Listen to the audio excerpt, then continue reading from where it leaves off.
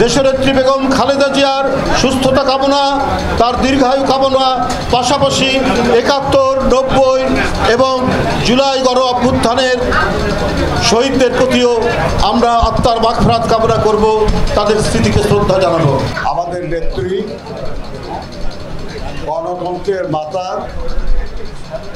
আমাদের মাতৃসম নেত্রী দেশনেত্রী বেগম খালেদা জিয়ার ৮১তম জন্মদিন। এই উপলক্ষে আমরা মহান আল্লাহ তাআলার কাছে তার আরও দীর্ঘ জীবন, নিরোগ দীর্ঘ জীবন কামনা করছি।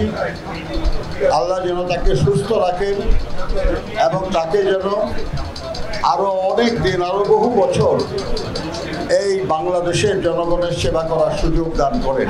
দেশনেত্রী বেগম খালেদা জিয়া বাংলাদেশের রাজনীতির ইতিহাসে এক অনন্য ব্যক্তিত্ব। দলের সেই দারুণ দুঃসময়ে দলের হাল ধরেছিলেন দেশনেত্রী বেগম খালেদা জিয়া।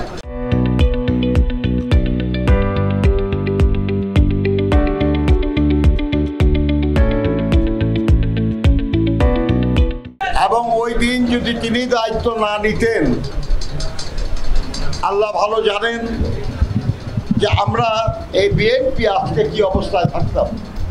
আমাদেরকে সাথে নিয়ে তিনি ঘুরে দাঁড়িয়েছিলেন, দলকে ঘুরে দাঁড়িয়েছিলেন। মাত্র ৯ বছরের মধ্যে বিএনপিকে পুনরায় জনগণের সমর্থনে গণতান্ত্রিক প্রক্রিয়ায় প্রবল প্রতিদ্বন্দ্বিতা করে রাষ্ট্র ক্ষমতায় পুনঃপ্রতিষ্ঠা করেছিলেন। ৫ সালের পরিবর্তে গণতন্ত্র এনেছিলেন জিয়াউর রহমান।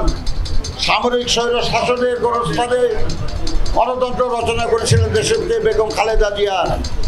আর এই ফাঁসিবাদের জায়গায় গণতন্ত্রের সূচনা করবেন আবার জনাব তারেক রহমান। ওনাকে যে অবস্থায় রেখে দেখা হয়েছিল, মানবেতর একটা অবস্থা রাখা হয়েছিল।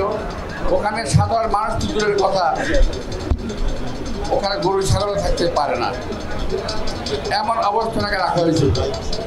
আমরা চেষ্টা করেছি বাইরে থেকে ওনাকে যতটুকু সুবিধা দেওয়ার চেষ্টা করার, কিন্তু সেটা আমরা পারি নাই, ব্যর্থ হয়েছি।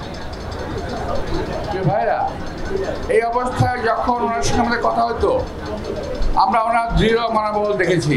দেশনেত্রী বেগম খালেদা জিয়ার জীবনে ওনার উপরে কতটুকু নিপীড়ন হয়েছে, কতটুকু অত্যাচার হয়েছে, কারা কারা এর সঙ্গে দায়ী, তাদের সকলের একটা বিচার করা উচিত বলে আমি বিশ্বাস করি এবং মনে করি।